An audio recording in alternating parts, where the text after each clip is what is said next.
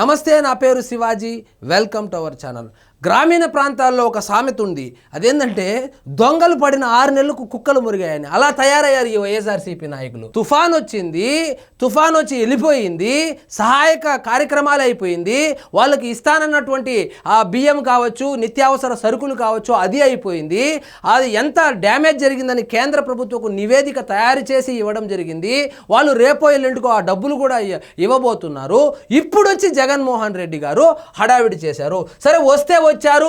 సరే, ప్రతిపక్ష హోదా లేనప్పటికీ కూడా ఒక రాజకీయ పార్టీని నడుపుతున్నటువంటి వ్యక్తిగా, అధినేతగా, తుఫాన్ వచ్చింది కాబట్టి 5 సంవత్సరాలు ముఖ్యమంత్రిగా పనిచేశాడు కాబట్టి వాళ్ళకి ఏమైనా సమస్యలు ఉన్నాయా తెలుసుకొని దాన్ని ప్రభుత్వం దృష్టికి తీసుకెళ్లే బాధ్యత ఆయనకు ఉంది కాబట్టి సరే వచ్చాడు అనుకుందాము. వస్తే తుఫాను ప్రభావిత ప్రాంతాల్లో రైతులను పరామర్శించడానికి వెళ్ళేటప్పుడు జన సమీకరణ ఎందుకు, బల ప్రదర్శన ఎందుకు, వచ్చే నెలలో ఎన్నికలు ఏమైనా ఉన్నాయా?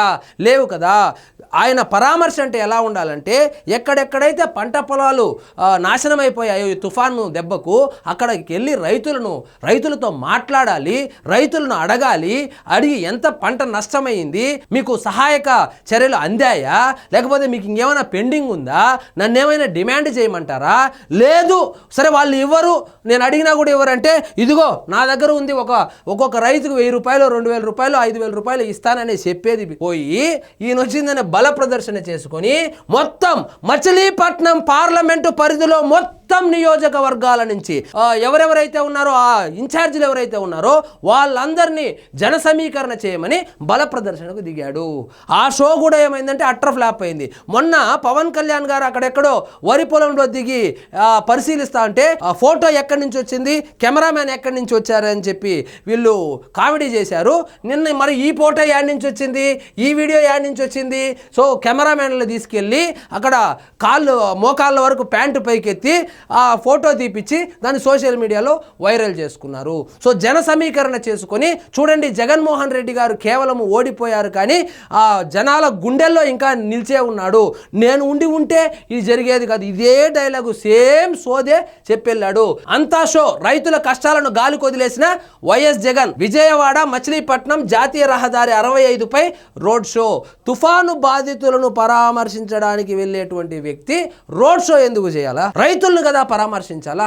సరే, మీకు ఎలాగో పంట పొలాల్లో దిగి వెళ్ళడం ఇష్టం లేకపోతే ఎక్కడో ఒక చోటకి ఆ నష్టపోయినటువంటి రైతులందరినీ ఒక మీటింగ్ లాగా ఏర్పాటు చేసి కదా మాట్లాడాలా? రైతులకు సమస్యల గురించి తెలుసుకోవడానికి వెళ్ళేటప్పుడు ఈ కార్యకర్తలతో ఏం పని?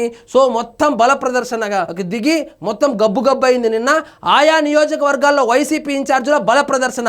ఇక్కడ ఇంకొకటి, గుడివాడలో ఇంతమంది వచ్చినారు, సో మచిలీపట్నంలో ఇంతమంది వచ్చినారు, మన పామరులో ఇంతమంది వచ్చినారని చెప్పి ఒక్కొక్క ఇన్ఛార్జు బల ప్రదర్శన చేసుకోవడం అనమాట. జగన్మోహన్ రెడ్డి గారేమో ఆంధ్రప్రదేశ్ ప్రజలకు, కూటమి ప్రభుత్వానికి బల ప్రదర్శన చేసి చూపించాడు. ఆ ఇన్ఛార్జులు ఎవరైతే ఉన్నారో వైఎస్ఆర్సీపీ పార్టీకి సంబంధించినటువంటి ఇన్ఛార్జులు, ఆయన 10,000 మందిని తీసుకొస్తే నేను 20,000 మంది, ఇంకొక నియోజకవర్గంలో 20,000 మంది తీసుకొస్తే నేను 30,000, మీరు 30,000, నా దగ్గర డబ్బులు చాలా ఉంది, నేను 50,000 మందిని తీసుకొని వస్తాను, నేను జగన్మోహన్ రెడ్డి గారి కంట్లో పడాలి, నాకు ఇంకా జనాదరణ ఉందని చెప్పి నెక్స్ట్ టికెట్ ఇవ్వాలని చెప్పి ఉబలాట పడ్డారు.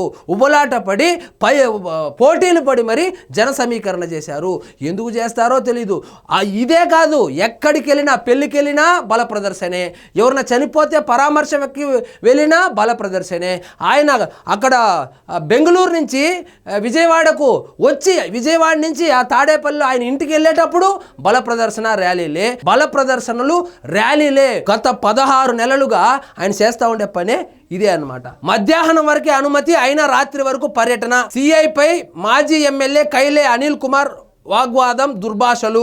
మచిలీపట్నంలో పోలీసులతో పేర్ని కిట్టు వాగ్వాదం. ఈ పేర్ని కిట్టు అంటాడు. ఆయనకు వచ్చిన ఓట్లంతా, ఆయన చేసే షో ఎంత అంటే, రండ్రా పదం, ఎంతమంది మీద కేసులు పెడితే పెట్టించుకుందామని. సో వీళ్ళ నాన్నగారి మీద కేసు పెడితే పోయి కోర్టులోకి వెళ్ళి కోర్టు నుంచి స్టే తెచ్చుకునేంత వరకు, యాంటిసిపేటరీ బెయిల్ తెచ్చుకునేంత వరకు మళ్ళా మచిలీపట్నంకు రాడు. సో రెచ్చగొట్టి కార్యకర్తలను రెచ్చగొట్టి కేసుల్లో ఇరికిస్తే మళ్ళీ ఏమంటారు?